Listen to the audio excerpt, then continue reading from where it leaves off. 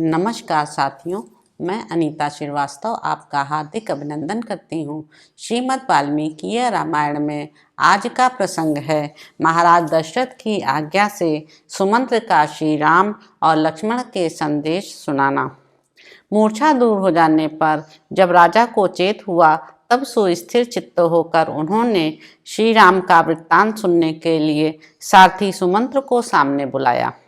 उस समय सुमंत्र श्री राम के ही शोक और चिंता में निरंतर डूबे रहने वाले दुख शोक से व्याकुल महाराज दशरथ के पास हाथ जोड़कर खड़े हो गए। जैसे जंगल से तुरंत पकड़कर लाया हुआ हाथी अपने यूथपति गजराज का चिंतन करके लंबी सांस खींचता और अत्यंत संतप्त तथा अस्वस्थ हो जाता है, उसी प्रकार बूढ़े राजा दशरथ श्री राम के लिए अत्यंत संतप्त हो लंबी सांस खींचकर उन्हीं का ध्यान करते हुए अस्वस्थ से हो गए थे। राजा ने देखा सारथी का सारा शरीर धूल से भर गया है। यह सामने खड़ा है, इसके मुख पर आंसुओं की धारा बह रही है और अत्यंत दीन दिखाई देता है। उस अवस्था में राजा ने अत्यंत आर्त होकर उससे पूछा, सूत, धर्मात्मा श्री राम वृक्ष की जड़ का सहारा ले कहाँ निवास करेंगे? जो अत्यंत सुख में पले थे वे मेरे लाडले राम वहाँ क्या खाएंगे? सुमंत्र जो दुख भोगने के योग्य नहीं थे उन्हीं श्री राम को भारी दुख प्राप्त हुआ है। जो राजोचित शैया पर शयन करने योग्य हैं वे राजकुमार श्री राम अनाथ की भांति भूमि पर कैसे सोते होंगे? जिनके यात्रा करते समय पीछे पीछे पैदलों, रथियों और हाथी सवारियों की सेना चलती थी, वे ही श्री राम निर्जन वन में पहुंचकर वहां कैसे निवास करेंगे? जहां अजगर और व्याघ्र सिंह आदि हिंसक पशु विचरते हैं तथा काले सर्प जिनका सेवन करते हैं, उसी वन का आश्रय लेने वाले मेरे दोनों राजकुमार सीता के साथ वहां कैसे रहेंगे? सुमंत्र परम सुकुमारी तपस्विनी सीता के साथ वे दोनों राजकुमार श्री राम और लक्ष्मण रथ से उतरकर पैदल कैसे गए होंगे? सारथे तुम कृतकृत्य हो गए, क्योंकि जैसे दोनों अश्वनी कुमार मंदराचल के वन में जाते हैं उसी प्रकार वन के भीतर प्रवेश करते हुए मेरे दोनों पुत्रों को तुमने अपनी आंखों से देखा है। सुमंत्र वन में पहुंचकर श्री राम ने तुमसे क्या कहा? लक्ष्मण ने भी क्या कहा तथा मिथिलेश कुमारी सीता ने क्या संदेश दिया? सूत तुम श्री राम के बैठने, सोने और खाने पीने से संबंध रखने वाली बातें बताओ। जैसे स्वर्ग से गिरे वे राजा ययाति सत्पुरुषों के बीच में उपस्थित होने पर सत्संग के प्रभाव से पुनः सुखी हो गए थे, उसी प्रकार तुम जैसे साधु पुरुष के मुख से पुत्र का वृत्तांत सुनने से मैं सुखपूर्वक जीवन धारण कर सकूंगा।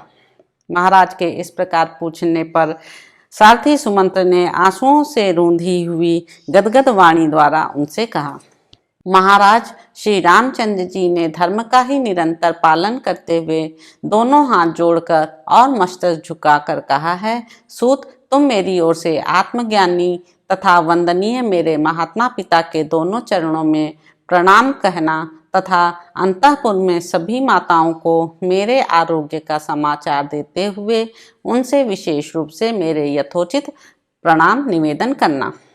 इसके बाद मेरी माता कौशल्या से मेरा प्रणाम करके बताना कि मैं कुशल से हूँ और धर्म पालन में सावधान रहता हूँ।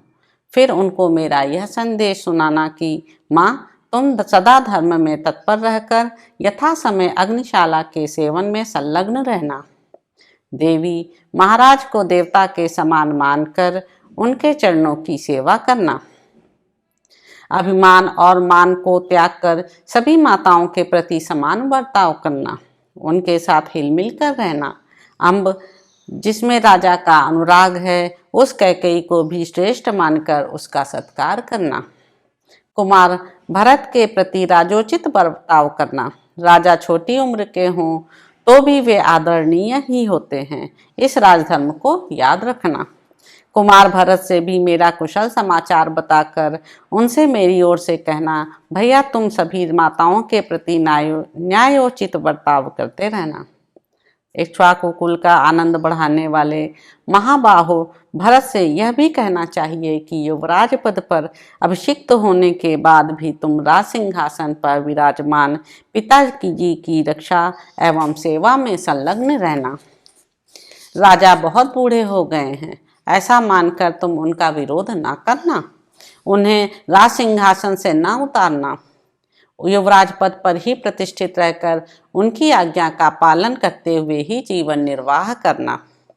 फिर उन्होंने नेत्रों से बहुत आंसू बहाते हुए मुझसे भरत से कहने के लिए यह संदेश दिया, भरत मेरे पुत्र वत्सला, माता को अपनी ही माता के समान समझना। मुझसे इतना ही कहकर महाबाहो महायशस्वी कमल नयन श्री राम बड़े वेग से आंसुओं की वर्षा करने लगे। परंतु लक्ष्मण उस समय अत्यंत कुपित हो लंबी सांस खींचते हुए बोले, सुमंत्र जी, किस अपराध के कारण महाराज ने इन राजकुमार श्री राम को देश निकाला दे दिया है। राजा ने कैकेयी का आदेश सुनकर झट से उसे पूर्ण करने की प्रतिज्ञा कर ली। उनका यह कार्य उचित हो या अनुचित, परंतु हम लोगों को उसके कारण कष्ट भोगना ही पड़ता है। श्री राम को वनवास देना कैकेयी के लोभ के कारण हुआ हो अथवा राजा के दिए हुए वरदान के कारण, मेरी दृष्टि में यह सर्वथा पाप ही किया गया है। यह श्री राम को वनवास देने का कार्य राजा की स्वेच्छाचारिता के कारण किया गया हो अथवा ईश्वर की प्रेरणा से, परंतु मुझे श्री राम के परित्याग का कोई समुचित कारण नहीं दिखाई देता है। बुद्धि की कमी अथवा तुच्छता के कारण उचित अनुचित का विचार किए बिना ही जो यह राम वनवास रूपी शास्त्र विरुद्ध कार्य आरंभ किया गया है, वह अवश्य ही निंदा और दुख का जनक होगा। मुझे इस समय महाराज में पिता का भाव नहीं दिखाई देता। अब तो रघुकुल नंदन श्री राम ही मेरे भाई, स्वामी, बंधु बांधव तथा पिता हैं, जो यह संपूर्ण लोगों के हित में तत्पर होने के कारण सब लोगों के प्रिय हैं। उन श्री राम का परित्याग करके राजा ने जो यह क्रूरतापूर्ण पाप कृत्य किया है, इसके कारण अब सारा संसार उनमें कैसे अनुरक्त रह सकता है। जिनमें समस्त प्रजा का मन रमता है, उन धर्मात्मा श्री राम को देश निकाला देकर समस्त लोगों का विरोध करने के कारण अब वे कैसे राजा हो सकेंगे। महाराज तपस्विनी जनक नंदिनी सीता तो लंबी सांस खींचती हुई इस प्रकार निश्चेष्ट खड़ी हुई थी, मानो उनमें किसी भूत का आवेश हो गया हो। वे भूली सी जान पड़ती थी। उन यशस्विनी राजकुमारी ने पहले कभी ऐसा संकट नहीं देखा था। वे पति के ही दुख से दुखी होकर रो रही थीं। उन्होंने मुझसे कुछ भी नहीं कहा। मुझे इधर आने के लिए उद्यत देख वे सूखे मुंह से पति की ओर देखती हुई सहसा आंसू बहाने लगी थीं। इसी प्रकार लक्ष्मण की भुजाओं से सुरक्षित श्री राम उस समय हाथ जोड़े खड़े थे। उनके मुख पर आंसुओं की धारा बह रही थी।